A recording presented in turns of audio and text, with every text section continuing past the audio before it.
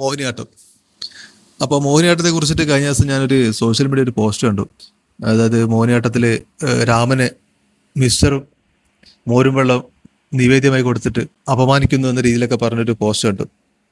ആ സിനിമ ഇപ്പം വളരെ ഫേമസ് ആയിട്ട് അല്ലെങ്കിൽ വളരെ വൈറലായിട്ട് ഓടിക്കൊണ്ടിരിക്കുന്ന സിനിമയാണ്. ഇപ്പോൾ തിയേറ്ററിലുണ്ട്, നെറ്റ്ഫ്ലിക്സിലുണ്ട്.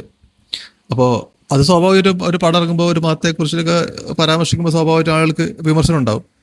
അത് വിമർശിക്കട്ടെ, അത് അതിൻ്റെ കാര്യങ്ങളൊക്കെ നമുക്ക് പിന്നെ സംസാരിക്കാം. പക്ഷെ ആ സിനിമയെ കുറിച്ചൊരു വേറൊരു കാര്യം, അപ്പോൾ ആ സിനിമ ഞാനും കണ്ടു. ആ സിനിമയിൽ നമ്മൾ പൊതുസമൂഹത്തിന് അംഗീകരിക്കാൻ പറ്റാത്ത ചില കാര്യങ്ങൾ പറഞ്ഞു വെക്കുന്നുണ്ട്. അതായത് ചില ക്രിമിനൽ പ്രവർത്തികൾ വളരെ ലഘുവായിട്ട്, വളരെ ഹാസ്യാത്മകമായിട്ട് അതിൽ കാണിച്ചു വെക്കുന്നുണ്ട്. ഒരാളെ കൊല്ലുക, കൊന്നതിന് ശേഷം അയാളെ വളരെ പ്ലാൻഡായിട്ട് വെട്ടിമുറിച്ച് കിറ്റാക്കിയിട്ട് പല സ്ഥലങ്ങളിൽ കൊണ്ടിടുക, ശരീരഭാഗങ്ങൾ പട്ടിയെ കൊണ്ട് തീറ്റിക്കുക, കൂടാതെ കുക്കറിൽ വെച്ച് കറി വെക്കുക. ഇത്തരത്തിൽ നമ്മളെ സമൂഹത്തിൽ ഇത്രയും കാലം ഒരു ക്രൈം എങ്ങനെയാണോ നമ്മൾ കണ്ടത്, അതിന് നേർ വിപരീതമായിട്ട് വളരെ ലഘുവായിട്ട് അല്ലെങ്കിൽ വളരെ ഹാസ്യാത്മകമായിട്ട് കാണിക്കുന്നൊരു സംഭവമാണ്.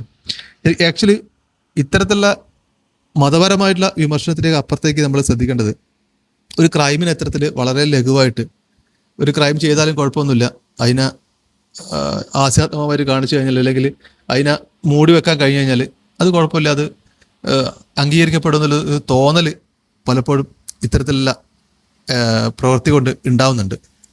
അപ്പോൾ ഞാൻ പറഞ്ഞു വെക്കുന്നത്, ഒരു ക്രൈം ഉണ്ടാവുക എന്നുള്ളത് ചിലപ്പം സ്വാഭാവികമായിട്ടും അൺഫോർച്ചുനേറ്റ്ലി സംഭവിച്ചേക്കാം. പക്ഷേ ഇതിലെ പ്രശ്നം എന്ന് വെച്ചാൽ ആ ക്രൈമിനെ ഗ്ലോറിഫൈ ചെയ്യുക എന്നുള്ളൊരു കാര്യമുണ്ട്, അല്ലെങ്കിൽ അതിനെ ഹാസ്യാത്മകമായിട്ട് വളരെ സിമ്പിളായിട്ട് കാണിക്കുക എന്നുള്ള സാധനമുണ്ട്.